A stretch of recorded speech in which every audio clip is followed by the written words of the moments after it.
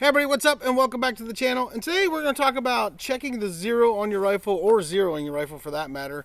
And I just want to tell you guys kind of how I do it, and then we'll do a quick little group for you guys and I'll show it to you guys. But basically, you got to get your scope set up and get it lined up. That's a whole nother thing of trying to figure out how to get it lined up right and stuff. That's a whole other video that we could talk about and do, but we're not actually allowed to show you guys how to mount them and do that stuff on YouTube because they frown on it. So you guys are going to have to kind of figure that out yourselves these days, because they don't like showing you attaching anything to any type of gun looking thing, even if it's a Nerf gun. So I can't show you that stuff, but we're just going to talk about what I do. So usually I'm in the springtime and I shoot my air rifles throughout the winter, and a lot of times I have to make a little bit of adjustment on my scope from the temperature change from winter to summer. It's usually just an elevation adjustment most of the time. Sometimes I don't. Sometimes I just use my mil dots and just adjust for it that way, but sometimes I will if I'm really trying to be precise. Usually a lot of times I don't, but this is kind of what I do. So in the springtime, you know, or in the summer or something, or if I think that maybe like I'm shooting it doesn't seem like, it seems like something might be off or something, I'll bring my air rifle out here. I'll get it, all this stuff set up. I'm using 18.13 JSBs with this AirArms TX200 carbine. I've got my little steel trap target here, and I usually use a couple of these splatterburst targets right here, and I throw them on there and I'll shoot 5-shot groups downrange until I can get this dialed in, and depending on what I'm gonna do, I dial it up and down. But it's always good to check your zero from time to time just to make sure it's still on, because your scope can get knocked around. Even when you're putting it up and stuff, you can bang your scope. So anytime you're getting ready to go out and shoot or hunt, especially hunting, if you're just playing targets, it's not that big of a deal. You can figure it out on the range. But if you're going out hunting, you absolutely should check the zero of your rifle before you go out that day. Absolutely. You should set your target out to whatever range is your comfortable zero range. For me, on the TX200, I zero this at 30 yards. I do that with my HW77K. I do that with my HW97K as well. They're all zeroed at 30 yards. Now with my HW50S and my HW30S, I zero those at 25 yards. Just because they can reach out and touch things, but as far as like accuracy wise, they zero better at 25, and I can still go out to 30 and hit fine, but I usually zero those at 25. But I zero these ones at 30 yards. So between 25 and 30 yards, depending on what air rifle I'm shooting and the power that it's putting out, depends on how I zero it. And then I get out there and shoot. So what we're going to do is we're going to just do a 5-shot group, and the best way to figure out how you're going to shooting is 5-shot groups, because 3 shots really not going to tell you enough. 5 shots will tell you for sure, because if you get 4 out of 5 on target, you're probably pretty good when it comes to most of your air rifles out there. Now when it comes to shooting like an AirArms like this TX200, you're probably at 30 yards going to shoot them all right in the same spot in under a 1-inch MOA coin, you know, or under a 1-inch group, and this gun will do that all day long, as you're probably going to see in this video when we get to it. But the main thing is a group of 5 will really give you an idea how your gun is shooting. And if you guys are shooting more of the budget friendly air rifles, then you want to try to get that 4 out of 5 in like a 1-inch or quarter size group. You know, I prefer 1-inch groups, but if you can shoot a quarter size group at 30 yards with your budget friendly air rifle, then you've got a decent air rifle. And I'll say that at 25 yards, 25 to 30 yards, if you can get at least a quarter size group with your budget friendly air rifle, then you've got a good air rifle that's very viable for hunting.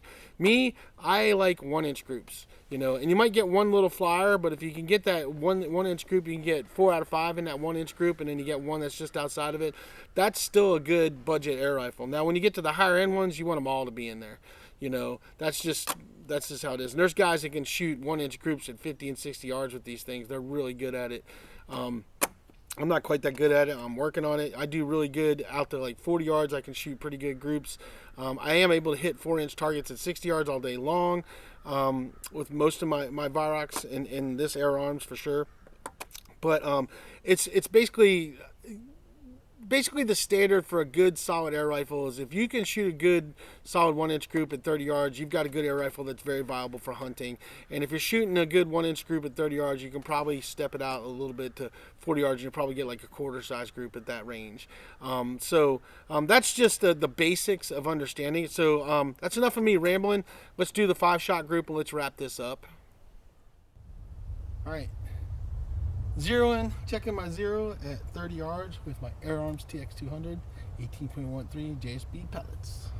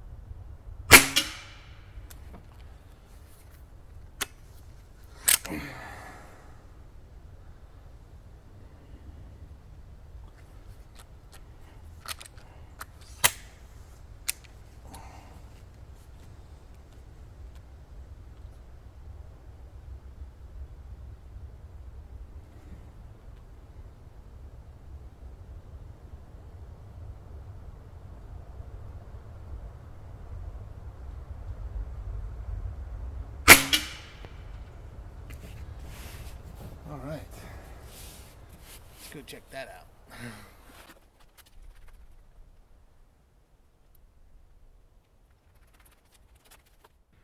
All right, everybody, so there's the 5-shot group. I'm going to throw it up here so you guys can see it. I'm going to throw a picture up here that you can see what it looks like when the coin's not covering it, and then I'll show you what it looks like with the coin covering so you guys can see that that was under a 1-inch group at 30 yards with this Air Arms TX200. This is an amazing air rifle. I know for a lot of you, this may be out of your price range because it is a fairly pricey air rifle.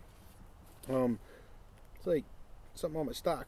I don't know what that is, but anyway, I'll clean it off. But it is a really great air rifle, and it's a beautiful air rifle, and it's a lot of fun to shoot, and it's extremely accurate. So I would definitely recommend this air rifle to anybody that can afford one. I love it. It was like the ultimate purchase in my air rifle collection was to get a hold of one of these, and I finally got one, and I'm super happy with it. So anyway, so there you guys go. There's a quick some tips on how to zero and do what you need to do as far as shooting your air rifle. I didn't get into adjusting the dials or anything like that because it was right on. You know, the scope was good, and that was just checking my zero. But you have your elevation, you know, up and down, and then your left and right here. You guys got to figure out how to turn those and stuff.